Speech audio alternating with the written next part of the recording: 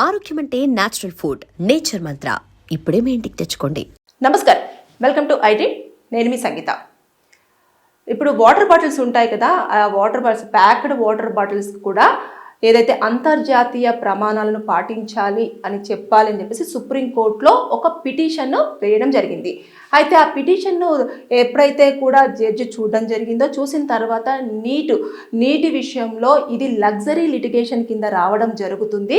ఈ ప్యాక్డ్ వాటర్కి సంబంధించిన దానిపైన ఎప్పుడు కూడా కోర్టు జోక్యం చేసుకోదు అని చెప్పేసి ఆ యొక్క బిల్ని తిరస్కరించింది, అంటే కొట్టివేయడం జరిగింది. ఆ యొక్క పిటిషన్ని నేను ఆర్గ్యుమెంట్కి నేను అంగీకరించలేను. దీనిపైన కోర్టు కూడా సమయం కేటాయించేసి దీనిపైన వాదనలు విని దాని యొక్క స్టాండర్డ్స్ను పాటించాలి అని చెప్పే రైట్స్ కూడా మేము తీసుకోలేము అని చెప్పేసి చాలా స్పష్టంగా చెబుతూనే కొన్ని గ్రామాలలో కానివ్వండి, కొన్ని పట్టణాలలో కానివ్వండి, శుభ్రమైన నీరు లేక తాగే నీళ్లు వారికి ప్రజలకు అందుబాటులో ఉండట్లేదు. ఇలాంటి సిచ్యువేషన్లో ఉన్నప్పుడు ఈ ప్యాక్డ్ వాటర్ బాటిల్స్ ఏవైతే ఉంటాయో దానిపైన నాణ్యతా ప్రమాణాలు పాటించాలి అని చెప్పేసి కోర్టు జోక్యం చేసుకొని దీనిపైన ఎలాంటి యొక్క ఆర్డర్ పాస్ చేయడం అనేది జరగదు అని చెప్పి చాలా స్పష్టంగా చెప్పింది.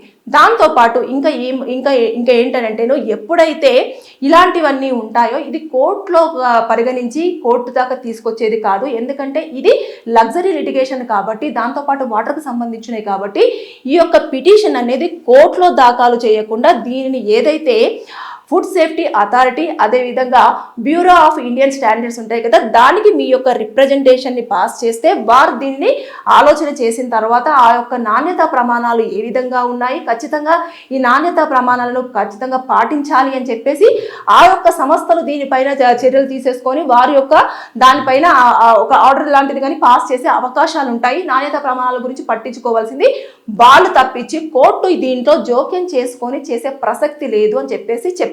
ఇకపోతే ఎన్నో సమస్యలు ఉన్నప్పటికీ ఇలాంటి చిన్న వాటిపైన ఇప్పుడు ఏదైతే వాటర్ బాటిల్స్ ఉంటాయో, ప్యాక్డ్ వాటర్ బాటిల్స్ ఉంటాయో అవన్నీ కూడా చాలా వరకు మనకు గ్రామీణ ప్రాంతాలలో చూస్తే ఎక్కువ మంది కొనరు. అందరూ కూడా నీళ్లు పట్టుకొని వడకాచుకొని ఇలాంటివన్నీ తాగుతూ ఉంటారు కదా. దానిపైననే ఎక్కువగా సుప్రీంకోర్టు ధర్మాసనం ఆలోచన చేసిన తర్వాత అసలు తాగడానికి వాటరే లేని సిచ్యువేషన్లో ఉన్నప్పుడు ఇది ఒక పెద్ద సమస్యనా, దీనికి నాణ్యతా ప్రమాణాలు కావాలా, ఇదేం పిల్ల అని చెప్పేసి చాలా ఆగ్రహం వ్యక్తం చేసింది. వెంటనే తిరస్కరించేసింది.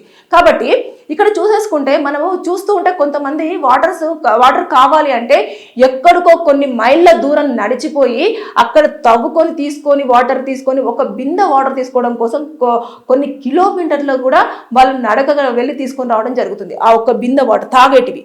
అంత సిచ్యువేషన్స్ ఉన్నప్పుడు ఇప్పుడు దీనికి వచ్చిందా ఇంత ప్రాబ్లం, ఇది దేనికోసమో, ఇది ఎవరికి యూజ్ అవుతుంది అనే దానిపైన చాలా వరకు కూడా కోర్టు ఇలాంటి వాటిపైన ఎక్కువగా టైం వెచ్చించదు అని చెప్పేసి చెప్పడమే కాకుండా ఇలాంటివన్నీ దానివల్ల కూడా సమయం వృధా అయిపోతుంది. సమస్యల మీద మనం చర్చించాల్సింది పోయి ఇలాంటి వాటి మీద చర్చిస్తే టైంతో పాటు ఇది ఎవరికి ఉపయోగపడుతుంది, నాణ్యతా ప్రమాణాలు ఉండాలి అనే దానిపైన అంటే మీరు ఏ అథారిటీ దగ్గరికి వెళ్ళాలో అక్కడికి వెళ్ళేసి అక్కడ మీరు రిప్రజెంటేషన్ ఇచ్చుకొని అక్కడి నుంచి మీరు పర్మిషన్స్ తెచ్చుకోవాలి. కానీ కోర్టు మాత్రం ఎట్టి పరిస్థితుల్లో ఇలాంటి వాటిలలో జోక్యం చేసుకొని ఖచ్చితంగా మీరు నాణ్యతా ప్రమాణాలు పాటించాలి అని చెప్పేసి ఆర్డర్ అయితే పాస్ చేయడానికి జోక్యం చేసుకునే ప్రసక్తే లేదు అని చెప్పేసి చెప్పేసిన తర్వాత ఇంత దారుణమైన సిచ్యువేషన్స్ ఎన్నో ప్లేసులలో ఉన్నప్పటికీ ఇప్పుడు మనం కూడా చూసుకుంటే ఆ పిల్ విషయాన్ని ఇప్పుడు నాణ్యతా ప్రమాణాలు ప్యాక్డ్ వాటర్ బాటిల్స్ ఏవైతే ఉన్నాయో అవి పాటించాలి అని చెప్పేసి అన్నప్పుడు అసలు తాగడానికే నీళ్లు లేవు అనే దానిపైన ఈ గ్రామంలో లేదు నీళ్లు, కొంచెం నీళ్లు ఉండేలాగా ప్రయత్నం చేయండి. ఇప్పుడు ఈ కాలంలో అయితే ఓకే, తర్వాత నెక్స్ట్ రైనీ సీజన్లో అయినా ఓకే, కానీ వింటర్ మనకు ఎప్పుడైతే సమ్మర్ ఉంటుందో ఆ సమ్మర్ టైంలో వారు అసలు నీళ్లు దొరక్క అల్లాడిపోతూ ఉంటారు. అలాంటి సిచ్యువేషన్స్లలో ఉంటారు. కాబట్టి ఇలాంటి గ్రామాలకు కొంచెం వాటర్ ఫెసిలిటీని ఏర్పాటు చేసే విధంగా పిల్లు వచ్చాయనుకో అప్పుడు కోర్టు దాన్ని పరిగణలోకి తీసుకుంటుంది, దానిపైన వాదనలు వింటుంది, అదేవిధంగా అక్కడ ఎలాంటి ఫెసిలిటీస్ ఉన్నాయో చూసిన తర్వాత అక్కడ నీటి యొక్క అవసరం ఎంతవరకు ఉంది అని చెప్పేసి గ్రహించి అప్పుడు నీళ్లను ప్రొవైడ్ చేయడానికి ఛాన్సెస్ ఉంటుంది. అలాంటి పిల్స్ని యాక్సెప్ట్ చేస్తుందేమో కానీ ఇలా నాణ్యతా ప్రమాణాలు పాటించాలి, ఇలా ఉంటుంది, ఇలా నాణ్యతా ప్రమాణాలు పాటించకపోవడం వల్ల మాకు ఇలా ఇబ్బందులు కలుగుతున్నాయి అని చెప్పేసి అనే ధోరణిని ఎప్పుడు కూడా కోర్టు సమర్థించదు. ఎందుకంటే ఒక తీర్పు ఇస్తున్నారు అంటే అది కొన్ని లక్షల మందికి కూడా అది ఉపయోగపడేలాగా ఉండాలి, ఆలోచించేలాగా ఉండాలి అనే దాని మీదనే ఎప్పుడైనా సరే అది మన కోర్టు ఆలోచన విధానం ఉంటుంది. దాంతోపాటు వారు ఆ ఒక తీర్పు ఇంకో మిగతా కేసులలో కూడా కొన్ని సందర్భాలలో ఎగ్జాంపుల్గా చూపిస్తూ మిగతా కేసులను కూడా ఆర్గ్యుమెంట్స్లో యూజ్ చేస్తూ ఉంటారు. కాబట్టి ఎప్పుడైనా సరే సుప్రీంకోర్టు యొక్క తీర్పు అనేది అన్ని కోర్టులకు, హైకోర్ట్స్ కానివ్వండి, లోకల్ కోర్ట్స్లో కానివ్వండి, ప్రతి ఒక్క దాంట్లో కూడా వర్తిస్తుంది. సుప్రీంకోర్టు ఒక్కసారి గనుక ఏదైనా స్టేట్మెంట్ రిలీజ్ చేసింది అంటే అది ఇంకా స్టాంపుడ్, అది ఇంకా పక్కా అని మనం నిర్ధారించుకుంటాం.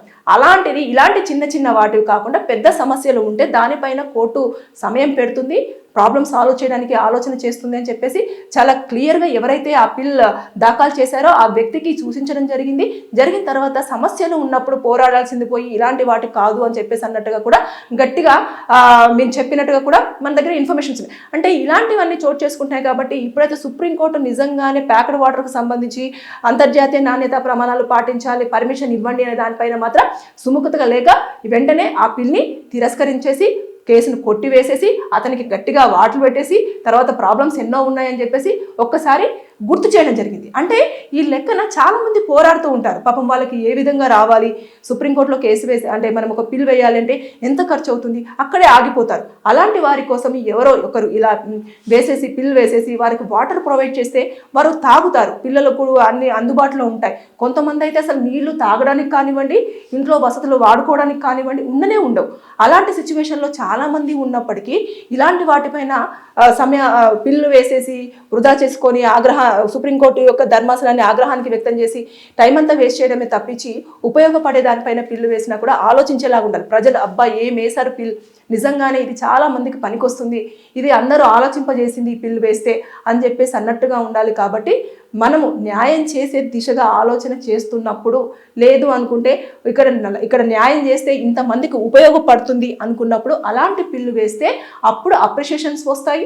దాంతోపాటు కూడా కోర్టు ఆ కేసుని చాలా తీసుకోవడం జరుగుతుంది. తీసుకున్న తర్వాత అప్పుడు న్యాయం ఎటువైపు ఉంటుందో అటువైపు కూడా తీర్పు ఇవ్వడానికి ప్రయత్నాలు చేస్తుంది. అంతేకాని ఇలా నాణ్యత ప్రమాణాలు అంటే అది ఒక డిపార్ట్మెంట్ వేరు, వారు వెళ్ళాల్సిన చోటు వేరు, అక్కడ ఒక ఏదైతే ఉంటుందో అక్కడ రిప్రజెంటేషన్ ఇచ్చిన తర్వాత వారు దాని ప్రమాణాలను చూసిన తర్వాత అప్పుడు వారి సరిగ్గా లేకపోవడము, దానివల్ల ఎవరికైనా హాని కలిగినా లేకపోతే వారి ప్రాణాలు పోయినా అప్పుడు దాన్ని కేసు కింద కన్సిడర్ చేయడం జరుగుతుంది.